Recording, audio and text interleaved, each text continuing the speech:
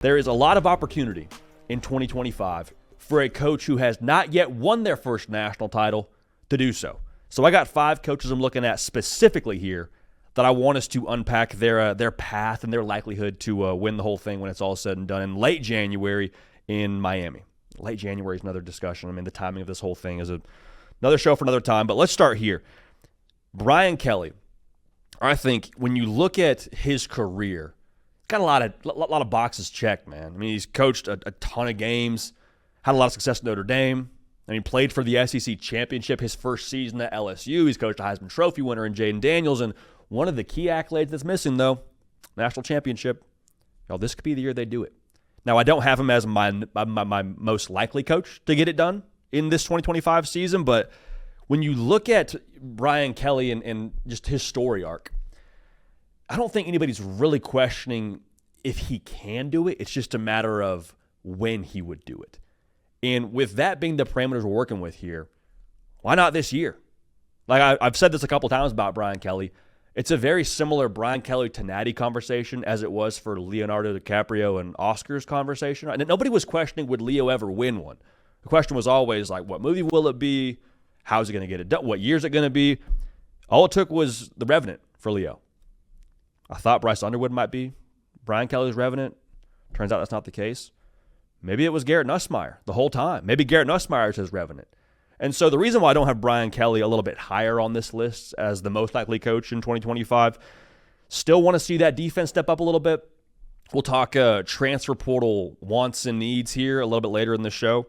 But the schedule itself for LSU is a little bit spunky. All right, you got Clemson to open, at Clemson, Florida, at Ole Miss, South Carolina, at Vandy. You got A&M on the schedule, at Bama, at Oklahoma. Like, you see what I'm saying? There's a lot here where LSU still has to navigate. Now, if you've watched this show, you know we are irresponsibly high on LSU in 2025. Does it all come together in that favor we have towards LSU result in a national championship? I think it could. That's why he's on this list. But I really do believe it's still Leo to Oscars as it is BK to national title. I think this could be the year. Now, James Franklin, to me, is ahead of Brian Kelly on this list because of the context of it being 2025. If this was the next 5 years, I'd have a hard time not putting Brian Kelly ahead of James Franklin. But thinking about this, getting ready for the show today, y'all, in another universe, if Penn State had the kind of venom towards a Michigan or towards an Ohio State that the Ohio State-Michigan rivalry has, James Franklin's just multiverse Ryan Day. Because Ryan Day, what was it? Every single year, it's like, well, yeah, he's a great coach, wins a lot of games, but can't get over the hump, can't beat Michigan, can't win the national championship. And the Michigan thing is its own deal, but they just won the national title this past year. Ryan Day is obviously one of the best coaches in the sport. All James Franklin does, man, is win double-digit games every single year. But people have given him the moniker, sarcastically, of big game James, can't get it done, can't win the big one. And so when you look at 2025, this has a best shot kind of feel for Penn State. Not that it's the only shot, but it definitely has the best shot kind of feel. Drew Aller is back. Your backfield is back. Some key pieces on defense, they're back. You get Oregon at home. There's a new quarterback in Ohio State. There's a lot there for Penn State to be excited about. And the thing that I love even more than that for Penn State, when you look at the previous national champions in Michigan and Ohio State, one, they come from your conference, so you're measuring yourself up against what they've been the past couple of seasons. And, I mean, Penn State gave both those outfits a pretty good push in their national title years, so I'll leave that there. But they're following, to me, the training plan of what both those teams did in the offseason leading into their national championship. Not speaking to the actual strength conditioning of it all. I'm speaking more so to you bring back key pieces. A lot of proven production is back. Penn State, 33 in America when it comes to production they bring back from the season before. In addition to that, you go out and add some key staff acquisitions. Jim Knowles comes to Happy Valley with a national title ring on his finger. Cornell alum, Jim Knowles, as your new defensive coordinator. So there's a lot there for me to like about James Franklin, but I'm telling you, we're married to narratives. We like to, win the social media side of things and dunk on coaches. And I'm all here for that. That's fun and games, but just know now, in the world of college football that we live in currently, narratives have never flipped quicker. So that's my take on it there. When we talk about James Franklin, I think this very much so could be the year. Marcus Freeman at Notre Dame is next on this list to me. I just think with him as the head coach, Notre Dame's kind of in just pop-a-shot mode. Like, it might be this year, but if it's not this year, I think with the way that Notre Dame is positioned in college football, every single year you're going to have a week off during conference title weekend. You feel pretty good about the way that your schedule shakes out. You should be able to host a college football playoff game. And if you get Marcus Freeman into the college football playoff, we've seen those traits have a funny way of taking over. I understand we're going off of a one-season sample size of the 12-team playoff, but I don't think that's going away. And the other part I'll add to this, the talent gap that Notre Dame had to overcome this past season against teams like a Georgia, like a Penn State, I don't think they're going to have to overcome that in the future because of this past season. So if they get it done this year, a lot of that will have to do with the quarterback. Like, we'll see if it's Steve Angeli, is it CJ Carr, Kenny Minchie, I don't know. But if you get what you need at the quarterback position, it could be this year. Now, you start off with A&M and Miami. I get that's a difficult way to get it rolling, but the schedule as a whole, pretty navigable. And if it's not this year, I think that Marcus Freeman has Notre Dame in a spot where just hoisting up shots. If it's not this year, it could definitely be the following year or the year after, or we'll see. Now, these last two coaches I want to talk about, I think you're in coin flip territory, to be real, whether you put one guy at 1 or one guy at 2. It'll make more sense in a second here.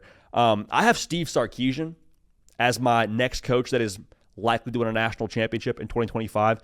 The reason why I don't have him at number 1 is relative to the schedule that Texas is going to play. They got to play Ohio State. They got to play Georgia. They got to go to Florida. You play Oklahoma at a neutral site. That's always a little bit of a spunky one. You got Texas A&M.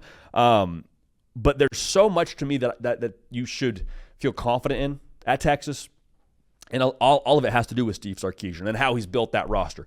Yes, you lose some key pieces on the outside. Yes, you lose your quarterback. But I don't think anybody is lowering expectations with Arch Manning walking into that QB1 spot. I don't think anybody is saying, oh, man, can Texas find a way to bounce back from all they lost? No, everyone's saying, okay, can Texas pick up where they left off? There's no step back for Texas. So the thing that is maybe encouraging if you're a Texas fan is I think Steve Sarkisian has pushed your football program to a place where every single year you'll have the roster that's on par with the Tier 1 teams in the sport. What it's going to come down to for you when it comes to winning a national championship, it's about the moments. It comes down to those moments. It comes down to the overtime spot against Georgia. It comes down to 1 yard line against Ohio State. If either of those moments shake a different way, Texas could have an entirely different finish to their season, especially that game against Ohio State. So the way I look at Steve Sarkisian, the way I look at Texas, they're 8 months pregnant, 9 months pregnant. It could be any time. You're looking at the exit strategy as to how to get to the national title. Like, you have your PTO set up so you can go take off to get to the game. Like, that's where Texas is at right now. So Steve Sarkisian could absolutely get it done this year. And across the SEC, too, it's worth noting, you feel as good about your quarterback as I think anybody else in the conference right now. A lot of new faces. One of the new faces being yours, but Georgia, new quarterback. Tennessee, we'll see what Nico Imaliava does for an encore. You look at Alabama, going to have a new quarterback. So there's a lot there where if you're Texas, at the most important position, you like your guy compared to their guy more often than not. Have to believe that. Now, to me, the coach that I believe is, as we sit here right now, the most likely to win their first national title in 2025 is Dan Lanning. Like, y'all look at this schedule. This is Willy Wonka golden ticket vibes, man. No Ohio State, no Michigan, no Illinois, USC at the crib. Toughest game is at Penn State, and Penn State is on this list as well with James Franklin. But the schedule, I think, is in a situation where you should play for the Big Ten championship at the very least. And if you play for the Big Ten championship, even if you don't win it, Penn State lost the Big Ten title last year and had arguably the most navigable path of anybody in college football when it comes to that playoff run. It's not to knock them. I'm just saying, maybe, just maybe, you get into that Big Ten title game, you should feel good about your chances to go play for the whole darn thing. I also think the roster is at a spot where, regardless of returning production, I just kind of blindly trust the talent. I don't think that's irresponsible. Dan Lanning continues to stack elite recruiting classes. Multiple top 10 classes since he's been there. Will Stein, you could put me at quarterback, and we're going to be in good shape. Dante Moore, though, fortunately for Oregon fans, is going to be your guy next year. There's a lot to like here for me, paired with the schedule. So I think Dan Lanning and company, we did a college football playoff national title prediction. I want to say it was late January, early February. Disgustingly early. It was just, look away early. But still, I think Oregon, I had them winning the national title in that game.